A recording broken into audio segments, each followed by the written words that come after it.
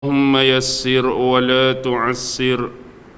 اللهم صل على سيدنا محمد وعلى آله وصحبه وسلم ولا حول ولا قوة إلا بالله العلي العظيم. أما بعد. Alhamdulillah, syukur kehadrat Allah Subhanahu wa ta'ala kerana dengan limpah kurnia, rahmat, kasih sayang dan inayah daripada Allah Subhanahu wa ta'ala, alhamdulillah, malam ini sekali lagi sama-sama kita dapat dipertemukan oleh Allah. Dan mudah-mudahan pertemuan ini dapat mengundang rahmah dan barakah dari sisinya, insya-Allah. Tuan-tuan, puan-puan, hadirin hadirat, muslimin muslimat yang dirahmati sekalian, marilah sama-sama kita membaca, menghayati, merenung dan mentadabbur sepotong ayat yang difirmankan oleh Allah Subhanahu wa ta'ala di dalam surah Al-Baqarah, merujuk ayat 246, yang mana Allah Subhanahu wa ta'ala berfirman, A'udzu billahi minasyaitonir rajim. Alam tara ilal mala'i min bani Israila min ba'di Musa إذ قالوا لنبي لهم ابعث لنا ملكا نقاتل في سبيل الله قال هل عسيتم إن كتب عليكم القتال ألا تقاتلوا قالوا وما لنا ألا نقاتل في سبيل الله وقد أخرجنا من ديارنا وأبنائنا فلما كتب عليهم القتال تولوا إلا قليلا منهم والله عليم بالظالمين. Surah Al-Baqarah ayat 246. Di dalam ayat ini Allah Subhanahu wa ta'ala berfirman, Alam tara ilal mala'i min bani Israila min ba'di Musa. Adakah engkau tidak melihat ataupun engkau memerhatikan kepada pemuka-pemuka dan pembesar-pembesar daripada kalangan Bani Israel min ba'di Musa, iaitu selepas Nabi Allah Musa alaihi salam.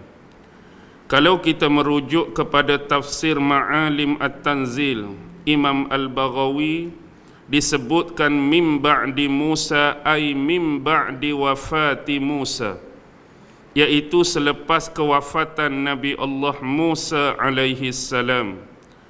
Idh qalu li nabiyyin lahum, ketika mana mereka berhadapan dengan salah seorang daripada nabi mereka, iaitu nabi dari kalangan Bani Israel, ib'ath lana malikan nuqatil fi sabilillah.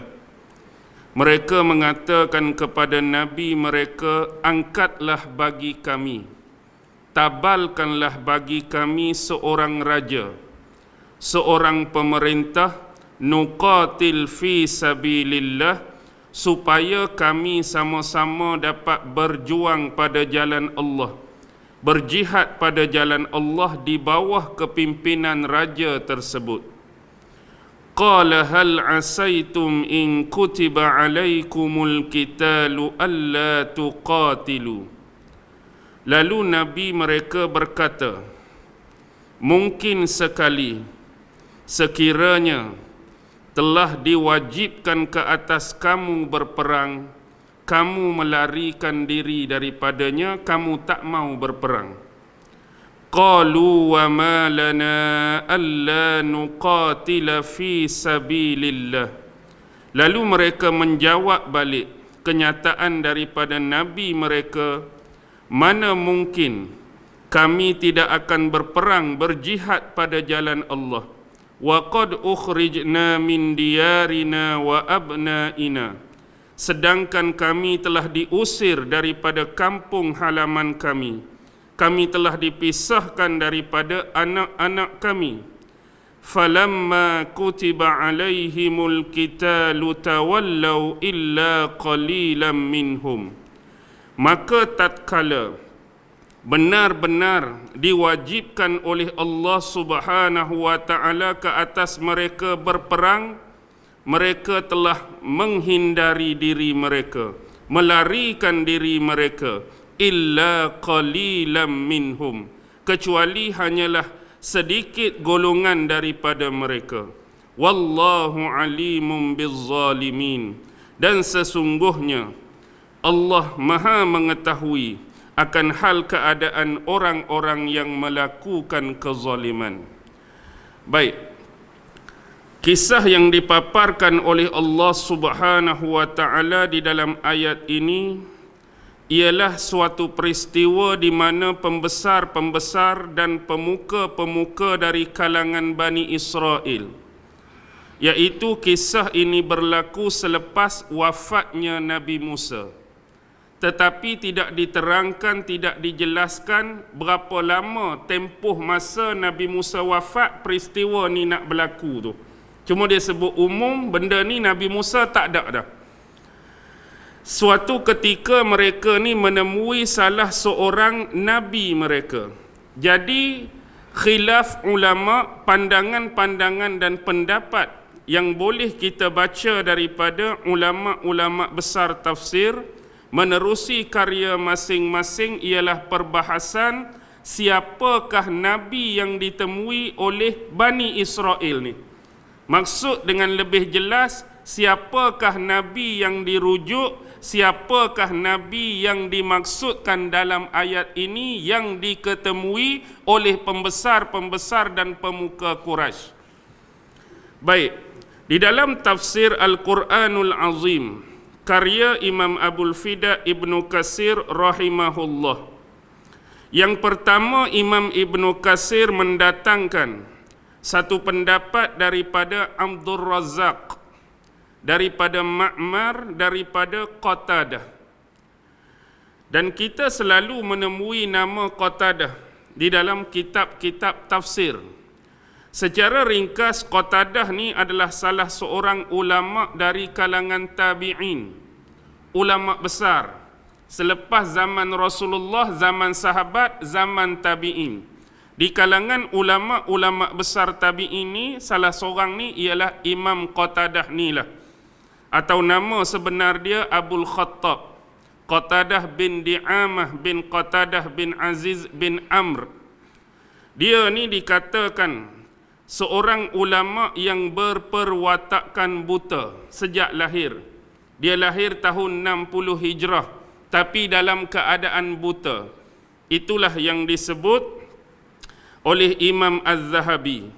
Bahkan Imam Ahmad sendiri, pendiri dan pengasas mazhab Hambali, mengatakan menurut pandangan Imam Ahmad, Imam Qatadah dengan seorang lagi imam besar, iaitu Imam Al-A'mashi, dilahirkan pada hari yang sama. Imam Qatadah dengan Imam A'mashi lahir pada hari yang sama. Imam Qatadah bila kata dia tabi'in, dia ni memang banyak mengambil ilmu dan pelajaran, terutama hadis, daripada sahabat-sahabat besar. Antaranya dia pernah berguru dan belajar dengan Anas bin Malik, sahabat besar Nabi. Kemudian menantu kepada Abu Hurairah, iaitu nama apa ni? Sa'id bin Musayyab.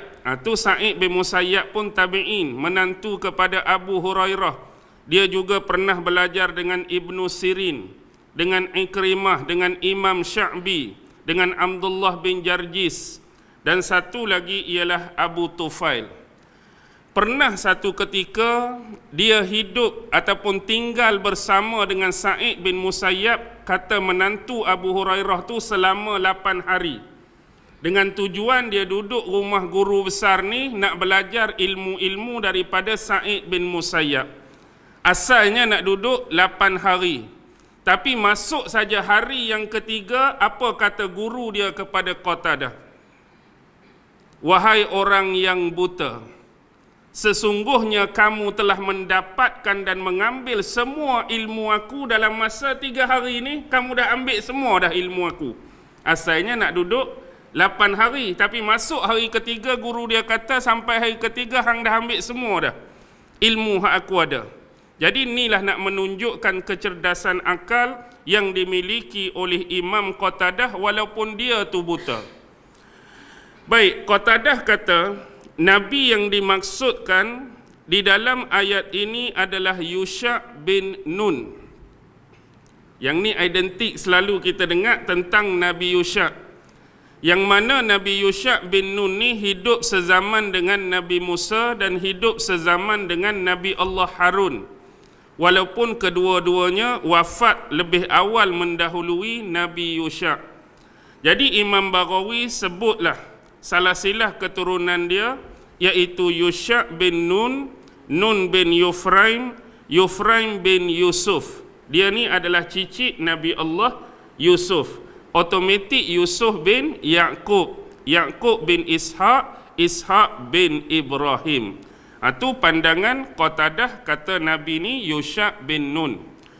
Baik, pandangan yang kedua datang daripada Ibnu Jarir, iaitu Imam Ibnu Jarir At-Tabari, salah seorang mufassir yang agung pada era mutaqaddimin, yang kita sebut tafsir Imam Tabari. Tafsir Imam Tabari itu inilah. Imam Tabari berpandangan bahawa yang dimaksudkan itu adalah Yusha' bin Yufraim. Dia sebut Nabi Yusha' juga, cuma beza kalau Qatadah tadi dia sebut Yusha' bin Nun, lepas Nun baru Yufraim. Tapi Imam Tabari ni Yusha' bin Yufraim terus, tanpa ada sebutan kalimah Nun tu. Tapi hak belakang tu samalah, Yufraim bin Yusuf, Yusuf bin Yaqub, Yaqub bin Ishaq, Ishaq bin Ibrahim. Baik, menerusi pandangan pertama dan kedua, saya kira dia benar-benar merujuk kepada Nabi Allah Yusha' mengikut pandangan imam-imam tersebut. Tetapi di dalam tafsir Imam Ibnu Katsir, Imam Ibnu Katsir memberikan komentar bahawa pandangan kedua-dua tersebut adalah jauh daripada kebenaran. Pasal apa Imam Ibnu Katsir kata jauh daripada kebenaran? Memandangkan peristiwa yang disebutkan oleh Allah di dalam ayat ini berlaku pada zaman Nabi Allah Daud alaihi salam. Jadi peristiwa ni hak kita baca ni berlaku zaman Nabi Allah Daud. Sedangkan zaman Nabi Musa sampai zaman Nabi Daud tu ratus-ratus tahun, nak hampiri 1000 tahun. Jadi tak logik sama sekali kita nak menyebut dan mengatakan bahawa itu adalah Nabi Yusha'. Sedangkan Yusha' hidup sezaman dengan Musa, walaupun Nabi Musa meninggal dulu, kemudian Bani Israel dipimpin oleh Nabi Yusha'. Dan kalau ini adalah kisah Nabi Daud, memang jauh sangatlah. Musa dengan Daud pun jauh, Yusha' dengan Daud pun jauh. Jadi sebab itulah Imam Ibnu Katsir kata merujuk kepada Yusha' dalam ayat ini adalah satu kesalahan. Baik, pandangan yang ketiga yang dikemukakan oleh Imam Ibnu Katsir ialah Imam As-Suddi. Imam As-Suddi mengatakan dia adalah merujuk kepada Nabi Syam'un. Nabi Syam'un, Nabi Samson, pernah dengar sebelum ni? Samson and Delilah tu, Nabi Syam'un. Dalam tafsir Imam Baghawi, kalaulah dia merujuk kepada Syam'un, dia sebenarnya adalah Sam'un. Sam'un. Sebab identik pada lidah orang Arab, dia sebut Sam'un biharfis sin, huruf sin, Sam'un. Dan bilalah huruf sin tu tasiru biharfis shin, dia bertukar sebutan jadi guna shin tu pada adat lidah orang Ibrani, bahasa Ibrani. Contoh orang Arab sebut Sam'un dengan huruf sin, tapi orang lidah Ibrani dia sebut Syam'un, dia guna huruf shin. Jadi Sam'un ke dia, Syam'un ke dia, makna dia sama. Sami Allahu Ta'ala du'ai. Allah Subhanahu wa Ta'ala telah mendengar doa aku. Tu makna dia. Sebab Imam Baghawi mendatangkan kisah. Dahulu ibu kepada Nabi Syam'un ni, waktu dia mengandung, dia berterusan berdoa, memohon kepada Allah, anak yang dalam kandungan dia ni supaya dilahirkan sebagai lelaki. Dia minta anak tu anak lelaki. Banyak kisah-kisah yang dalam Quran papar nak anak lelaki. Salah satunya ialah mak siapa? Mak kepada Maryam dululah. Nenek Nabi Isa tu kan. Dia juga nak anak lelaki tapi lahir Maryam anak perempuan. Hak ni pun minta benda yang sama. Tapi sebab Allah telah memakbulkan doa dia, dapat anak lelaki sungguh, maka anak tersebut dinamakan sebagai Syam'un atau Sam'un dengan makna tadi Allah mendengar doaku. Aku minta anak lelaki, dapat anak lelaki. Itu kisah mengenai ibu kepada Nabi Syam'un. Dan kalau Syam'un itulah yang dimaksudkan menurut Imam Baghawi, dia adalah Syam'un bin Safiyah. Safiyah bin Alqamah, Alqamah min waladi Levi. Alqamah ni ialah anak cucu keturunan Levi. Dan Levi ini adalah adik-beradik Nabi Yusuf. Otomatik Levi ni bin Yaqub. Yaqub bin Ishaq, Ishaq bin Ibrahim. Kalau tu kata Nabi Syam'un. Baik, pandangan yang keseterusnya, iaitu kita boleh rujuk dalam tafsir Imam Baghawi, pandangan daripada Muqatil.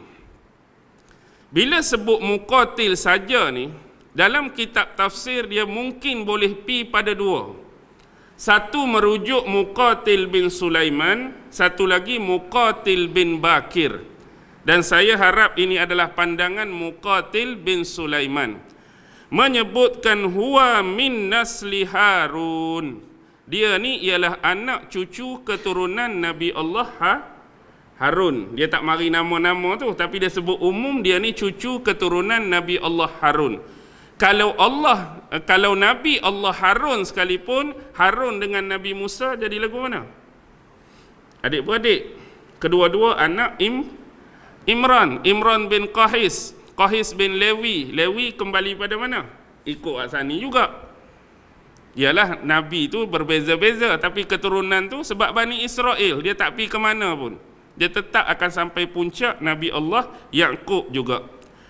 Baik, tu pandangan yang keempat. Kembali kepada pandangan terakhir dalam tafsir Ibnu Katsir, dan ini adalah pandangan Imam Mujahid.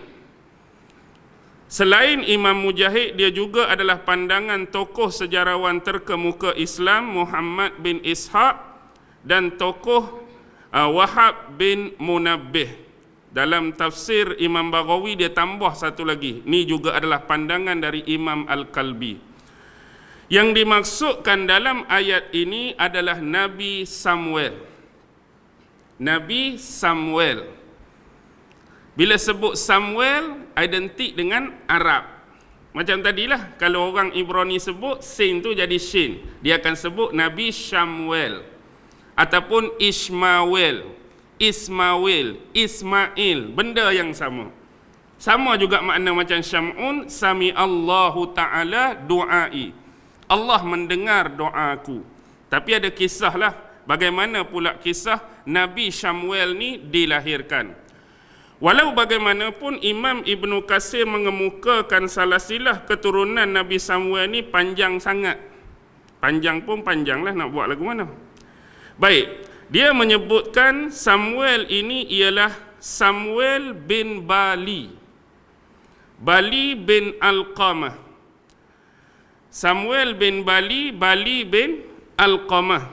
Alqamah bin Yarkham bin Ilihu bin Tahwa bin Sauf bin Alqamah, sekali lagi Alqamah bin Mahis bin Amrisa Amrisa bin Izriya, Izriya bin Sufnah, Sufnah bin Alqamah, sekali lagi Alqamah bin Abi Yafis, Abi Yafis bin Qarun. Dia sampai pada Qarun. Tak kira lah Allah laknat Qarun ke apa, Qarun tu hal dia, ni anak cucu dia. Kita tak boleh nak gunakan, kena sebenarnya keturunan Qarun ni mesti sama macam Qarun, tak semestinya. Kalau kira macam tu, kesianlah kebanyakan sahabat-sahabat Nabi yang bapa mereka dulu lawan Nabi. Contoh Abu Jahal. Abu Jahal dengan Abu Lahab ni tak ada orang lah dalam sirah Islam, hari-hari lawan Nabi. Tapi anak Abu Jahal tu Ikrimah, sahabat besar Nabi, salah seorang panglima perang. Tapi kita takkan nak samakan Ikrimah tu dengan bapa dia. Hal bapa dia tu bapa dia lah. Hal Ikrimah tu dekat anak dengan bapa. Apatah lagi kalaulah nak kata ini benar-benar keturunan Qarun. Dah berapa generasi saya sebut nama tadi, berbelah-belah dah. Sebab iman tidak dapat diwarisi oleh seorang anak yang bertakwa. Tu Raihan katalah, bukan saya kata. Nasyid, ingat lagi nasyid Raihan tu. Okey, bila kata tu adalah Qarun, automatik Qarun bin Yashar, Yashar bin Qahis, Qahis bin Lewi. Nak pergi ke mana? Lewi naik kepada Nabi Yaqub, Yaqub bin Ishaq, Ishaq bin Ibrahim. Sebab kita kenal Qarun tu siapa? Sepupu Nabi Musa, masih lagi keturunan yang sama. Baik, walaupun panjang biarlah. Itulah antara dapatan-dapatan dan pandangan ulama. Kalau kata Nabi Yusha, benda tu dah dikomentarkan oleh Imam Ibn Katsir. Sekarang ni perkiraan antara ni Nabi Syamun ke ni Nabi Samuel. Dia duduk 50-50. Kenapa? Sebab antara dua orang Nabi ni memang lepas Nabi ni, Nabi tu terus. Kalau kita ikut perkiraan sejarah, zaman Nabi Syamun, habis Nabi Syamun, masuk Nabi Samuel. Dekat sangat. Itu payah kita nak tentukan. Kalau macam tadi Yusha, jauh kita boleh detect. Untuk ni zaman Nabi Daud memang tak masuk. Ni kalau nak kata Nabi Syamun, memang lepas Nabi Syamun tu Nabi Samuel. Jadi kalau ditanya pandangan peribadi saya, kalau ustaz sendiri lebih memberati belah mana? Saya pilih Nabi Samuel. Sebab ada sebab. Sebab hubungan Nabi Samuel dengan apa yang diminta oleh pemuka Bani Israel ni. Pemuka Bani Israel jumpa Nabi ni dia meminta apa? Supaya diangkat seorang raja, seorang pemimpin di kalangan kami. Dan kisah ni akan berkait dengan siapa? Talut. Jadi Raja Talut itulah yang dilantik oleh Nabi Samuel pada zaman beliau. Sebab tu saya memberati ini adalah Samuel. Okey, habis di situ. Sekarang ni kenapa mereka nak sangat dilantik seorang raja? Kemana perginya raja-raja Bani Israel sebelum ni? Baik, bila kata ini adalah zaman Nabi Allah Samuel, kalau kita kembali ke atas sikit, Imam Baghawi sebut cantik dia punya detail. Lepas Nabi Musa dulu, pernah Nabi Musa bawa keluar Bani Israel daripada bumi Mesir. Betul kan? Lepas Laut Merah sampai ke semenanjung Sinai, sampailah ke sempadan bumi Kanaan. Bumi yang dijanjikan Allah untuk mereka. Tapi bukan tanah lapang, bukan tanah kosong, bukan mudah-mudah. Aku janjikan tanah ini untuk kamu dengan syarat kamu kena masuk dalam ni berperang dengan orang dalam tu dulu. Kamu kena berperang dengan mereka. Ni ujian ke atas Bani Israel, nak tengok tahap keimanan mereka. Berani tak berjuang pada jalan Allah, atas perintah Allah. Bahkan Allah bagi berita gembira, bila kamu berperang, aku janjikan kemenangan. Tuan-tuan, kita hari ni kalau berperang bawah komander mana-mana pun, dia tak boleh janji. Ustaz, kalau ikut saya perang hari ni, confirm menang. Dia tak boleh janji. Mungkin menang, mungkin kalah. Mungkin hidup, mungkin kena tembak, mungkin mati. Tak ada siapa boleh janji. Tapi seronok tak rasa hati kita bila Allah sendiri yang memerintahkan perang dan Allah sendiri menjanjikan kemenangan dalam perang tu. Tapi dia berani ke penakut? Penakut. Bila penakut, Allah hukum secara ringkas. Apa hukuman Allah? Sesak di padang teh 40 tahun. Duk main kot dalam tu lah 40 tahun. Tuan-tuan, bila ada di antara mereka yang ikut Nabi Musa dulu 50 tahun, 60 tahun, mungkin 70 tahun, dah sesak pula 40, berapa agak-agak jadi umur?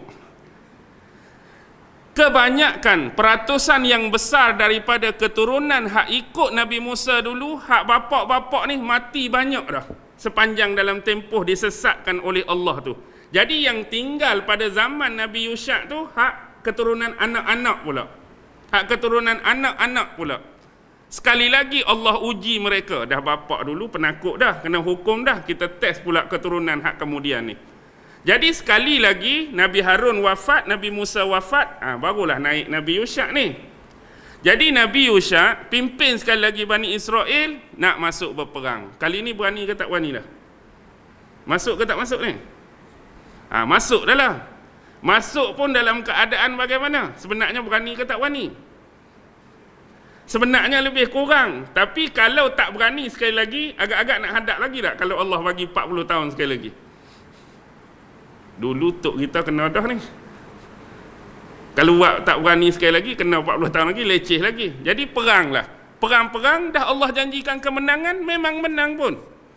Jadi dapatlah bumi Kan'an kepada Bani Israel. Masa tu dipimpin oleh Nabi Yusha. Dan Nabi Yusha menjalankan hukuman-hukuman sebagaimana syariat Nabi Musa, ikut Taurat. Buat lagi waktu ni amar ma'ruf nahi mungkar, menyampaikan dan menyebarkan dakwah dan kebenaran. Sehingga sampai tahap Nabi Yusha diwafatkan oleh Allah. Kemudian kepimpinan Bani Israel berganti. Imam Baghawi sebut lepas tu naik Kalib, merujuk Kalib bin Yafuna. Dia sama sifat dia dengan Nabi Yusha, menegakkan hukum-hukum Taurat, amar ma'ruf nahi mungkar. Elok lagi Bani Israel di bawah Kalib bin Yafuna. Sampai masa Kalib pula diwafatkan oleh Allah. Naik pula pemimpin yang ketiga, iaitu Hizkil bin Buzi. Jadi Hizkil ni dia jadi khilaf juga. Kalau tengok ayat sebelum tu, dia ada kisah Nabi Hizkil ni. Kita baca ayat 246. Kalau tuan-tuan rujuk ayat 3 ke belakang, 243 tu ada kisah Nabi Hizkil tu. Ada kisah Nabi Hizkil tu. Tapi adakah Nabi Hizkil dalam ayat 243 sama dengan pemimpin ketiga ni? Baik. Hak ni pun sama, elok lagi. Selepas kewafatan Nabi Allah Hizkil ni lah, mereka start buat perangai. Antara dosa yang paling besar mereka buat ialah ada sebahagiannya kembali menyembah berhala. Dah start balik sembah berhala. Dulu perangai tu ada dah. Duk celah-celah Nabi Musa, Samiri buat onar tu. Tapi berjaya disingkirkan Samiri, elok balik. Tapi lepas Hizkil meninggal, dia mari balik dah. Start sembah berhala. Kemudian di celah-celah tu, kita ringkaskan, Allah utuskan Nabi Ilyas. Nabi Ilyas. Zaman Nabi Ilyas ni mereka sembah berhala yang nama Baal. Peringat punya peringat, dakwah punya dakwah, amar ma'ruf nahi mungkar. Macam biasalah sejarah Nabi-Nabi. Hak ikut dengan hak tak ikut. Ramai hak ikut ke ramai tak ikut? Ramai hak tak ikut. Ramai hak tak ikut, hak ikut sikit. Berdakwah sampai masa Allah dah mewafatkan Nabi Ilyas. Naik pula Nabi Ilyas sama juga meneruskan tajdid ajaran-ajaran Nabi Allah Musa alaihi salam berpandukan kitab Taurat. Bila kita sebut tajdid pembaharuan ni, dia bukan nak mari perbaharui agama. Agama lagu tu je. Apa yang kita nak perbaharui? Yang dibaharui ialah peringatan kembali manusia-manusia yang leka, manusia yang lalai, manusia yang dah terseleweng daripada jalan yang sebenar. Mari Nabi-Nabi perbaharui balik peringatan tersebut. Dulu Nabi Musa ajak macam ni, kamu tak buat. Ni aku nak peringat balik, buat balik, amal balik, ikut balik. Selepas tu Nabi Ilyasa juga diwafatkan oleh Allah, sampailah ada nabi-nabi Bani Israel yang lain, sampai satu tahap mereka dah keputusan nabi-nabi. Tak mari dah nabi-nabi, sehingga sampailah pada satu zaman mereka dipimpin oleh para hakim. Yang ni dah disebut di dalam perjanjian lama, the Old Testament. Dia ada satu kitab khusus, kitab para hakim, Softim ataupun disebut Sofatim. Dia ada 12 para hakim. 12 para hakim, antaranya hakim nombor 1 Hakim Otniel, yang kedua Hakim Ehud, yang ketiga Hakim Samgar, yang keempat Hakim Deborah, satu-satunya hakim wanita di kalangan Bani Israel, dengan pemimpin perang dia nama Barak. Yang kelima Gideon, hak rasmi, hak tak rasmi nama Abimelech. Yang keenam Tola, yang ketujuh Yair, yang ke-8 Yefta, yang ke-9 Ebzan, yang ke-10 Elon, yang ke-11 Abdon, yang ke-12 tu Samson. Lepas habis yang nombor 12 Samson tu, marilah Nabi Samuel. Tu yang jadi payah nak letak tu, memang habis tu dia masih lagi dekat. Baik, waktu para hakim ni lah antara ujian terbesar apa yang mereka buat sebelum ni. Yang jadi Allah marah, yang jadi Allah murka, ulama-ulama menyebut ada 4 benda. Pertama, masih lagi kekal dan wujud golongan yang beriman. Macam-macam mana pun mesti ada, walaupun jumlah tu sedikit, yang masih beriman dengan ajaran Taurat Nabi Musa, melaksanakan ajaran tersebut, mengikuti syariat ajaran tersebut. Tu yang pertama. Yang kedua, sudah ada golongan-golongan yang hanya mempercayai kepada Nabi Musa tetapi menolak wahyu yang diturunkan kepada beliau. Hang percaya tak Nabi Musa? Kena percaya sebab dia ada, dia wujud dalam sejarah. Tapi berkenaan dengan Taurat yang turun pada dia, kami tak percaya, tak boleh pakai.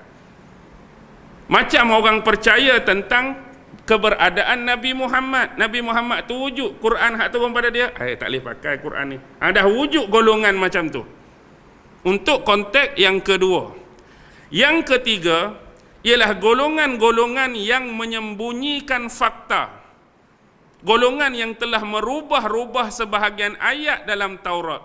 Hak Allah duk sebut dalam Quran tu, sebahagian daripada mereka menghalalkan yang haram, yang mengharamkan yang halal. Ada sebahagian hukum tu patut haram, mereka halalkan.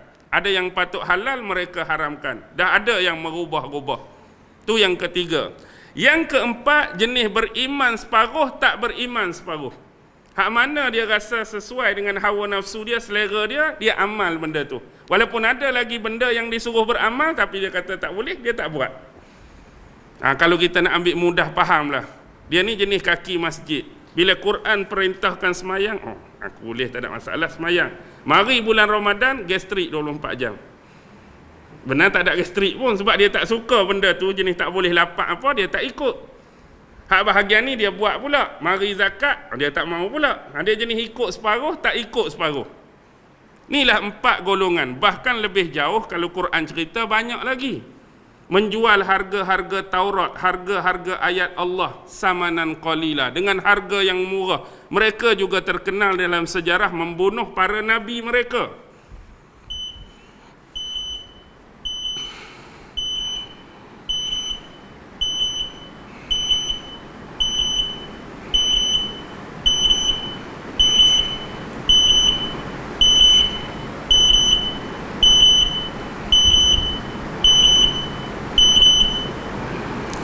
Baik, bila mereka dah buat semua benda-benda ni, Allah menguji Bani Israel.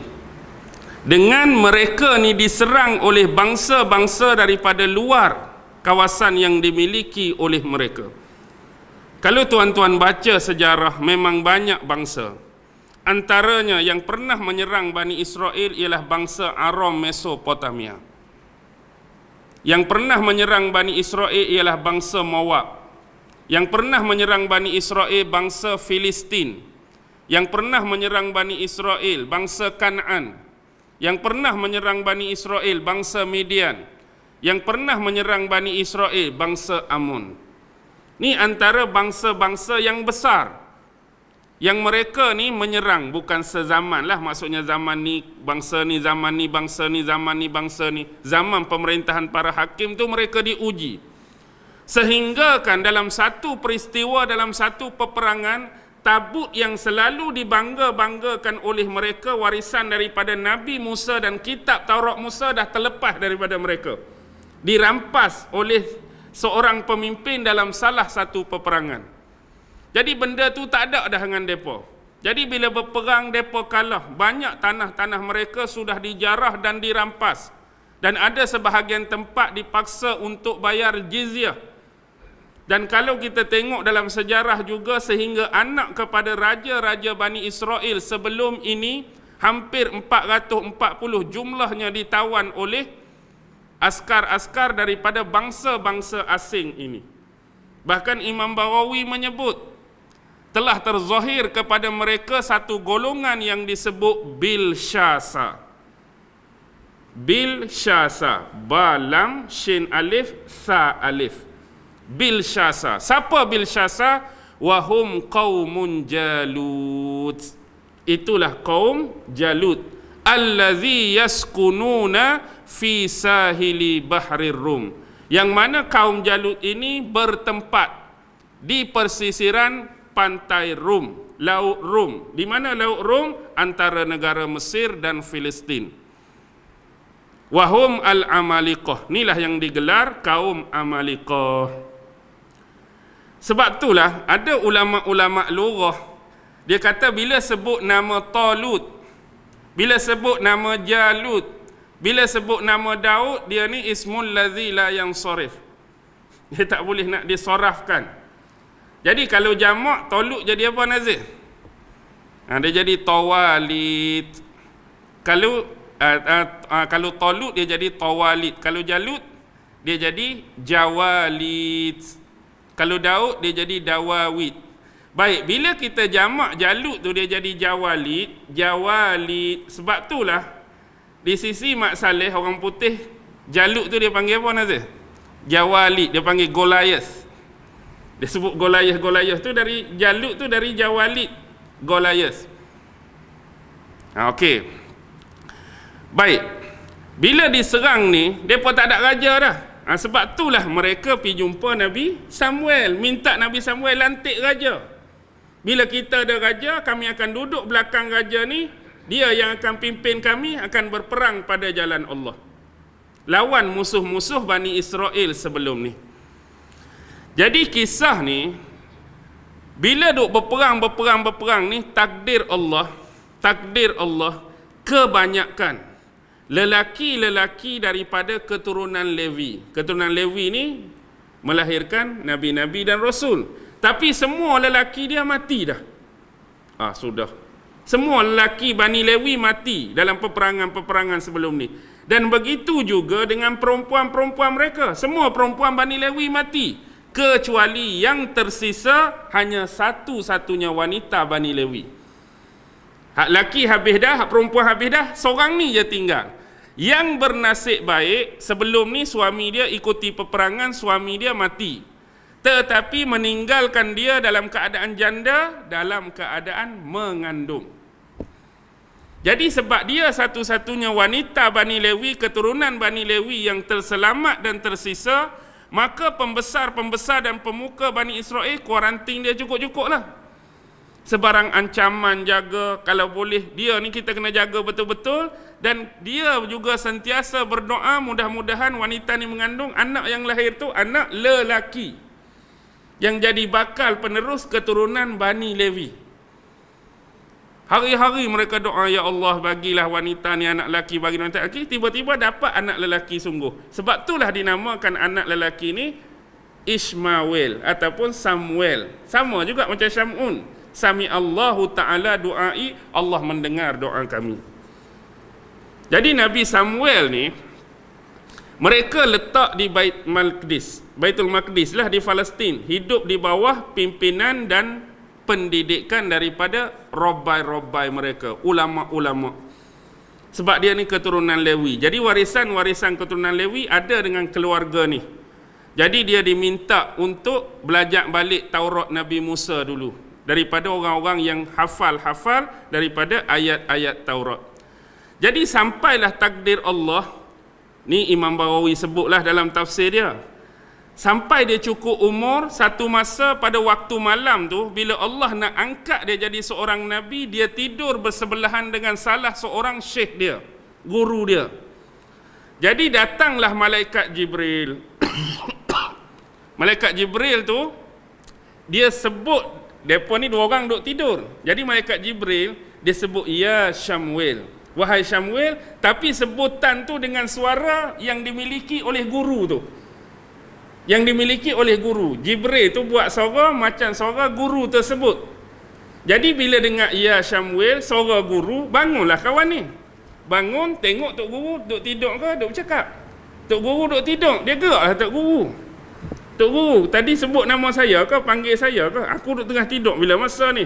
Hang ni jenis, kalau kita ni pengalaman lah, waktu-waktu macam ni orang duduk tidur. Tidur, jangan layan. Tidur sekali lagi. Jibril ucap kali kedua, ya Syamwil. Ingat ke Tok Guru panggil sekali lagi? Bangun, gerak pula sekali lagi Tok Guru. Gerak yang kedua ni dia lagu lain pula lah. Bila masa pula aku panggil nama kamu? Gerak yang ketiga tu, barulah dia kata, bangunlah. Dan pergilah engkau keluar kepada Bani Israel, kepada kaummu, dan sampaikanlah dakwah kembali kepada mereka. Jadi itulah waktu dia diangkat menjadi Nabi bagi Bani Israel. Jadi bila dia buat pengakuan dan pengiktirafan, Allah dah angkat dia sebagai Nabi, banyak juga di antara pemuka-pemuka Bani Israel ni macam kurang-kurang percaya, macam was-was. Dan di sinilah waktu nak bermula kisah ni.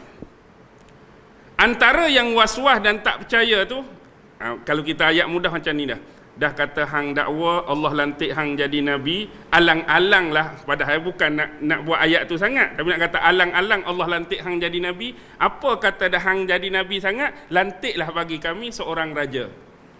Ni nak jadi masuk cerita ni.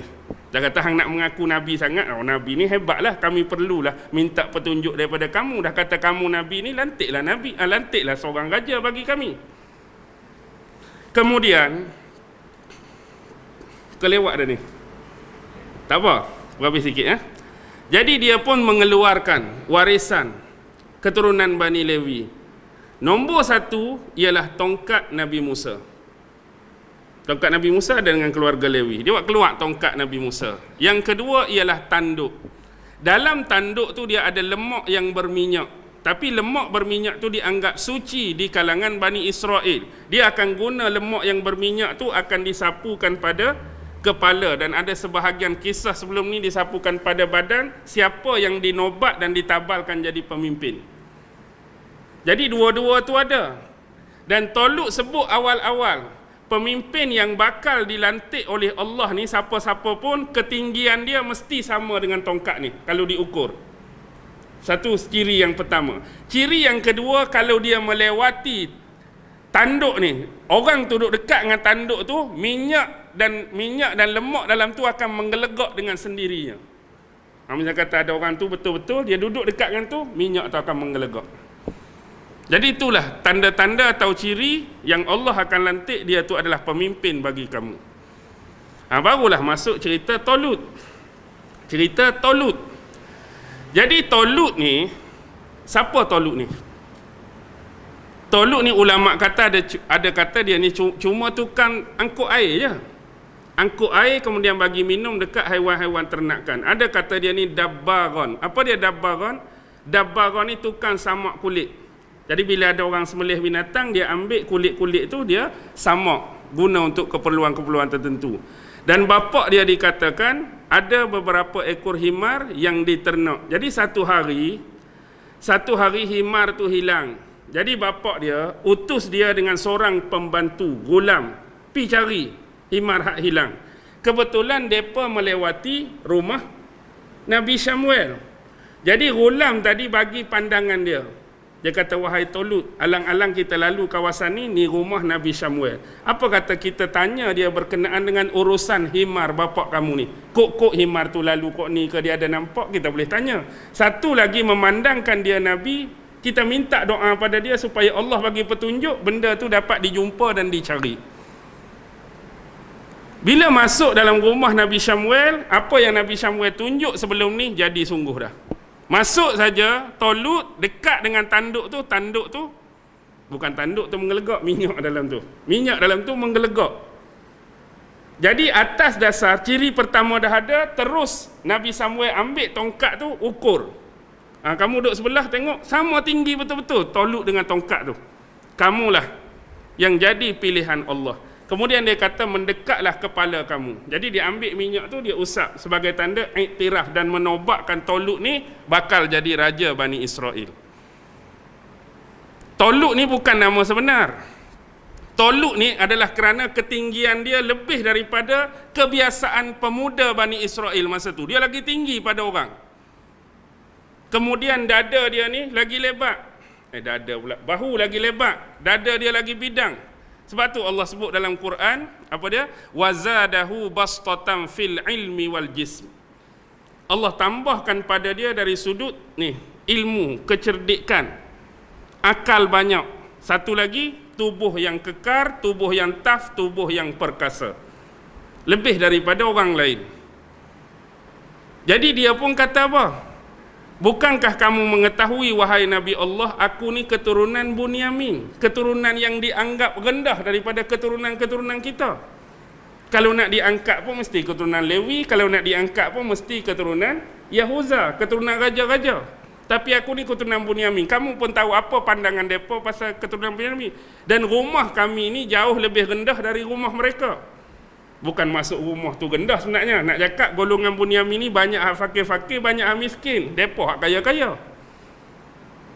Tak apalah, sebab Allah dah pilih kamu, Allah tentukan untuk kamu. Jadi nama betul Tolut apa? Imam Baghawi sebut nama betul dia ialah Syawil. Shin alif waw lam. Syawil bin Kish. Sebab nama dia Syawil lah, di sisi orang-orang Yahudi dia dikenali sebagai Saul the king. Kalau buka kitab Taurat, bila merujuk Saul the king, Saul tu Tolut lah. Kita pula nak cari kisah Tolut, buka pula Perjanjian Lama. Allah, mana Tolut? Saul ada, Tolut tak ada. Saul tu Tolut lah. Bila dia cerita Saul the king, Saul is Tolut. Sebab nama dia Syawil bin Kish. Saul bin Kish. Qais sebenarnya bahasa Arab, Qais. Dia sebut Kish. Itulah Tolut. Jadi bila mereka nak minta ni, Nabi mereka pun kata apa? Aku bimbang lah kalau betul-betul Allah wajibkan ke atas kamu berperang. Lantik raja tu satu hal. Bila dah lantik raja, Allah betul-betul dah wajibkan kamu ikut berperang sama dia. Aku takut kamu ni gebang besar, sembang besar macam sebelum ni lah. Takut-takut berperang. Lepas tu mereka jawab balik kan, mana mungkin kami tak berperang. Tanah air kami telah diambil, tanah kami diambil, kami diusir, anak-anak kami dengan kami terpisah. Tapi Allah pun juga memuktamadkan hal tersebut. Bila benar-benar Allah dah mewajibkan ke atas mereka berperang, apa jadi? Lari habis. Illa qalilan minhum. Dalam sejarah yang ikut Tolut pergi berperang 80,000 tuan-tuan. 80,000. Riwayat pertama yang tinggal 4,000, 76,000 hampir. Tinggal 4,000. Ada satu lagi riwayat yang tinggal sama dengan jumlah perang Badar, 313. Tak, kalau kita kata 313 tu rigid sangat, kita ambil 4,000 tu pun banyak dah lari tu, 76,000 lari. Adalah bukan lari juga yang jenis Allah uji mereka dengan sebatang sungai tu, ingat. Lalu sungai ni hanya boleh kalau nak minum pun hanya satu cedok saja. Tapi dah panas, dah gersang, dah kering ni, jumpa sungai takkan satu cedok je. Satu mari belak, satu kuat lentang, irama kupu-kupu macam-macam lah jumpa sungai ni. Tu tersisih dah daripada kumpulan yang dikehendaki oleh Raja Tolut. Okey, nampak tu kisah dia. Jadi hakikatnya poin dia ke mana? Bila ayat Quran ni turun pada siapa? Turun pada Nabi Muhammad. Bila turun pada Nabi Muhammad, ayat depan tu, tidakkah kamu melihat, tidakkah kamu memerhatikan? Poin dia, bila Nabi nak baca benda ni, peratusan yang besar suruh baca kisah ni pada siapa? ayat ni turun suruh baca pada Yahudi di Madinah supaya mereka ingat balik.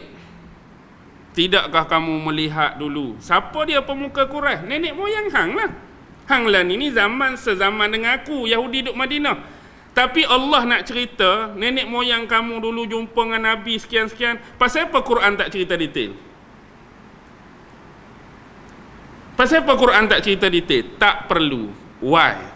Kerana bila sebut bab sejarah, bab keturunan, memang orang Yahudi dia cukup jaga benda tu. Hang tak payah cerita detail. Hang sebut je nak cerita tu, mesti dia dapat tangkap tu dengan bahasa yang mudah. Ketika mereka menemui salah seorang Nabi mereka, bila mereka tangkap pula, mereka tahu dah cerita ni Nabi mana. Sebab sejarah dengan mereka cukup identik, keturunan dengan mereka cukup identik. Sebab tu Quran datang umum. Tapi bila cerita kat orang Yahudi, dia dapat tangkap dah cerita ni Nabi tu, cerita ni Nabi tu. Poin dia ialah, dulu datuk moyang kamu bila berhadapan dengan Nabi mereka ingkar, berhadapan dengan Nabi mereka lawan, berhadapan dengan Nabi mereka tak mau ikut. Tapi hari ni akulah Nabi terakhir. Kamu pula lagu mana? Perangai sama ke tak dengan ni? Tu poin dia, nak peringat balik. Aku hari ni Nabi terakhir, Muhammad, datang pada zaman kamu. Bila kamu berhadapan dengan aku sebagai seorang Nabi, sebagai seorang Rasul terakhir, tindakan kamu nak beriman dengan aku ke perangai kamu lebih kurang sama dengan nenek moyang kamu? Ayat ni cerita. Aku ni bangsa lain. Kalau nak kamu kata aku ni bangsa Arab, kamu ni bangsa Bani Israel, nenek moyang kamu berhadapan dengan Nabi dulu bangsa mana? Bangsa yang sama. Tu pun nenek moyang kamu lawan. Nenek moyang kamu tak mau ikut. Nenek moyang kamu tak mau dengar. Dan bila dia buat semua benda tu, kamu pun tahu apa kesudahan mereka. Hak tak mau dengar, hak tak mau ikut, hak tak mau layan Nabi-Nabi dulu, apa dah jadi? Kamu nak jadi macam tu ke? Hari ni aku datang sebagai Nabi terakhir, kamu kena beriman, kamu kena ikut. Tapi kalau kamu nak buat perangai yang sama, ma'assalamah lah, faham-faham lah. Tu poin ayat ni nak tarik. Jadi apa pun, apa yang berlaku, beriman ke tak? Sama je. Tak perlu sebut. Contoh macam ni lah yang terakhir. Kalaulah tok kita dulu pernah buat satu perangai yang dimarahi oleh orang kampung, yang dimarahi oleh masyarakat, bapak kita pun buat benda yang sama, mari zaman kita. Jadi orang-orang ada lah ni duk peringat. Tok hang dulu duk buat. Dah. Bapak hang pun buat benda yang sama. Hang beringatlah. Zaman hang ni jangan duk buat lah tok hang buat. Cukup bila orang sebut umum tu, sebab benda ni dah jadi sejarah keluarga kita, tak payahlah orang cerita detail. Bapak hang buat macam ni, tok hang buat macam ni. Bila kata tok hang dulu buat dah benda tu, kita dapat detect selalu. Sebagai ahli waris keluarga dia, tok kita buat apa. Contoh macam ni lah, sejarah tu duduk dengan kita. Cukup orang kata tok hang dulu buat dah, kita faham dah apa yang dia nak maksud. Bapak hang juga buat, tak payah kata. Kalau hang tak faham, sebenarnya datuk hang satu-satu macam ni, macam ni, macam ni, macam ni. Jadi itu nak beringat. Kalau kita tak beringat, jadi tak macam tok dengan bapak kita? Jadilah. Jadi janganlah jadi macam tok dengan bapak kita dulu, hak orang kampung duk marah tu. Jadi buat sama perangai seperti yang orang kampung suka tu. Contoh nak bagi mudah faham. Habislah cerita. Tapi hari Ahad depan ni dan ke tak dan tak tahulah, sebab cuti sekolah dah habis. Hari Jumaat ni kemungkinan duduk kampung dah kot. Macam mana Haji? Dah lah, maksudnya kalau nak ganti dengan siapa-siapa boleh lah, sebab Ahad tu jauh. Kalau Ahad dekat ni boleh tahan lagi kalau Ahad dekat ni. Tapi sebab Ahad yang satu lagi tu tak dan lah kot. Tak apalah. Jadi kita nak baca terus ya. Jadi ada kesempatan ni kita baca surah Al-Mulk, permintaan.